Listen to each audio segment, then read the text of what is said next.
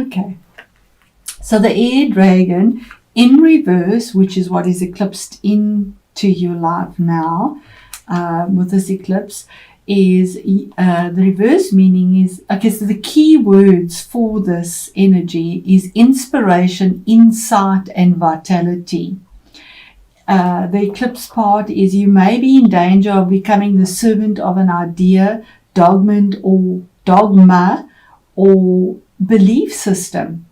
Contact with spiritual concepts and energies can sometimes stimulate the intellect in a way that produces inflation and delusion. To avoid this, constant reality testing in the everyday world of relationships and practicalities is essential. And remember, we have it in your 5th house. So that's the message of what is being eclipsed in your 5th house. Now the other spectrum, which is where the South Node is, and that's your 11th house of alliances and long-term goals. This eclipse is coming into contact with the air dragon, can be as a bolt of lightning to the psyche and intellect, and as such must be treated with care and considerable respect. Sometimes manifesting as sudden flashes of illumination, the air dragon brings insight and clarity to your thought and imagination. As conveyor of numinous power, I hope I've said that right, the air dragon can be seen as a symbol of visitation, for he is a messenger of the sky god. And that is Mercury for me as well. Mercury is the messenger, and he brings the news, and Gemini is an air sign, and the eclipse is in Gemini, and Gemini is ruled by Mercury, the planet Mercury. So that could all play in there. And we do see the lightning here as well as something is eclipsed in for change. Okay, so you have significant changes coming about for you, Aquarius, with this eclipse in your 5th house. So we start off here with judgment, which could be with regards to a legal situation as well, because we have the King of Swords here, but it needn't be. But judgment is a judgment that is made, a choice that is made. It's death and rebirth. Something has had to come to an end, and a choice was made, a judgment was handed out, and the calling is heard of whatever the judgment is that is made. This is something that has been there for a long time. It could be karmic justice as well, because it is a major arcana. And it's almost like you've been dead to self, or dead to your fun side, or emotionally. There's a difficulty, and there's a rebirth now. You let the old go, and you hear the calling and look to the angel for guidance. And on this angel, we have the wings here again of Mercury, where the eclipse is happening in the sign of Gemini, and Mercury is the ruler. Your next card is the King of Swords. Now this is your energy. It's air energy, but it could be any of the other air energies as well. This is a mature energy. He's looking at the judgment. So this could definitely be a legal representation, a contract, something that has been difficult, something that has been severed from your life, but there's analytical choices made here that change your outside of your life. But it is done in truth. We have the blue here, and it is something that will endure. We have Saturn here in the background. So something that will have longevity, it will endure.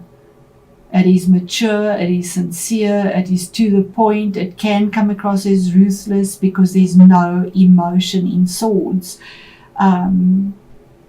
When we need to be reasonable or make a reasonable decision, we cannot put emotion in. Head and heart cannot go together. There are times when you need to just use the reason without the heart, because they are so different. And if we look at this, the king is actually looking at the judgment, the choice that is made, that is something has to end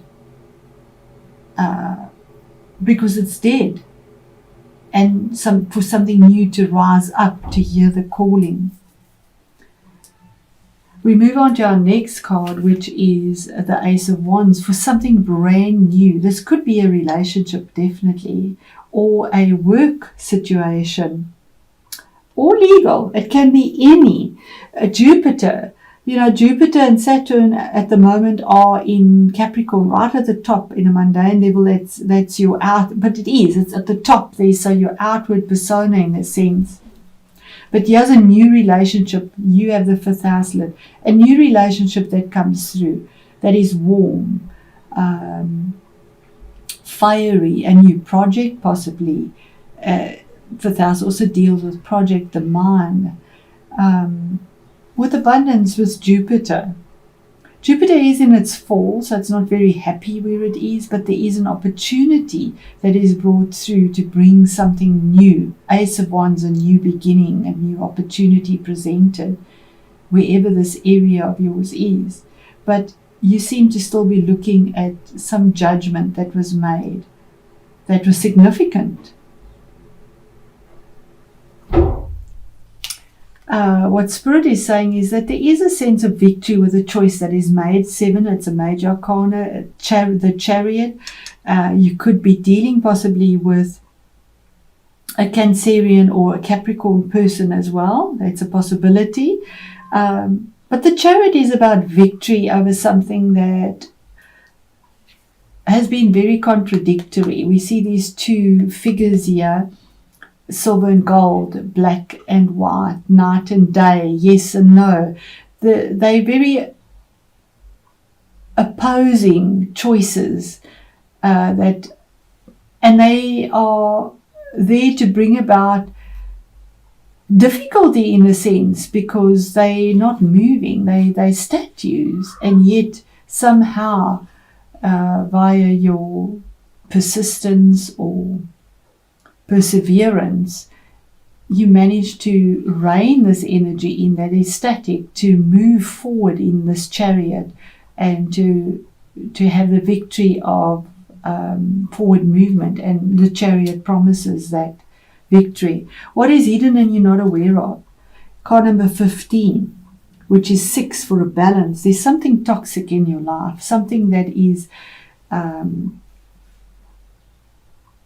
it's the shadow side, something that is not balanced, that you're tied to, that you are free to set yourself free from, but somehow there's some sort of security that you get from it at the cost of something. Normally it's emotional cost or financial cost or time cost. But there's manipulation, there is a lot of passion. It could be the passion keeping you in something, but it's also a sabotaging energy. It is the shadow side that is out of balance, because it's the card of deceit or denial in a sense as well. And it's significant because it is a major arcana card and it's hidden. So you're not even aware of it, that you might be sabotaging yourself within a workplace, a relationship, a habit, wherever this falls for you. The challenge is coming to terms with some sort of immature energy with regards to emotions, or dealing with somebody that is immature.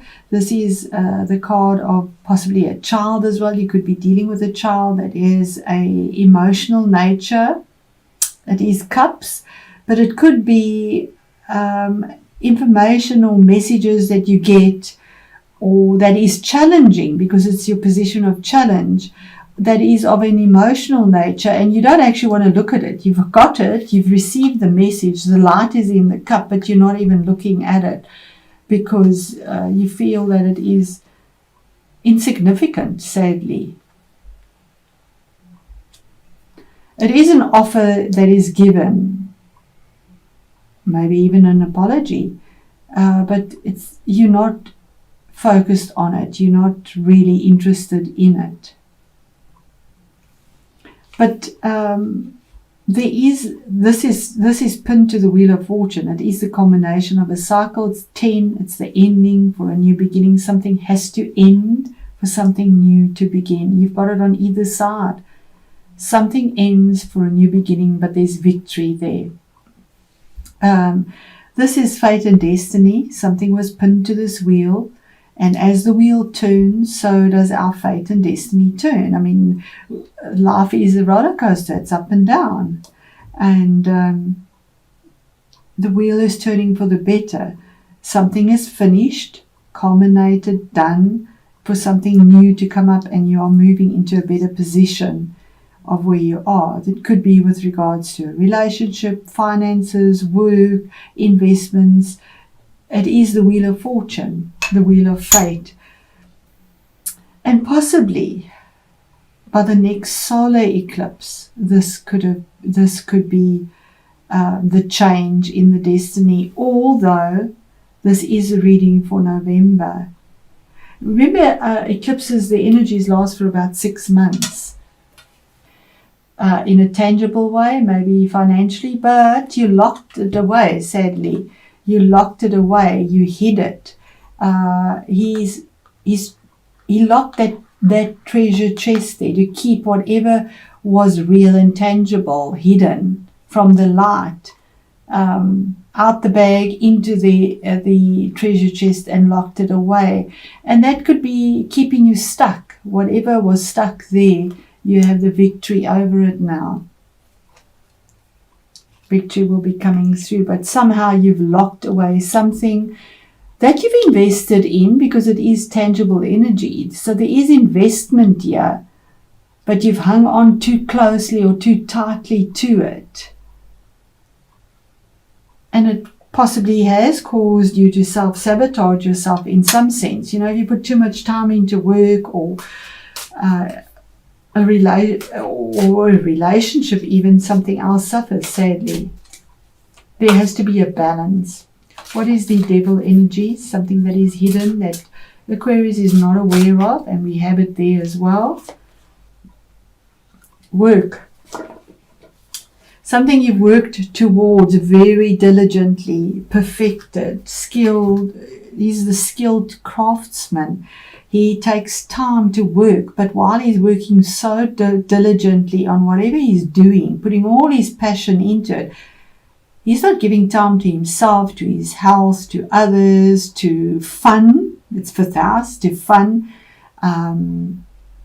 But you have a victory over it now. Now it's possibly time to enjoy what you've created. And 8 is a strong number. To stop melting, working in the heat, to try and create some form of skill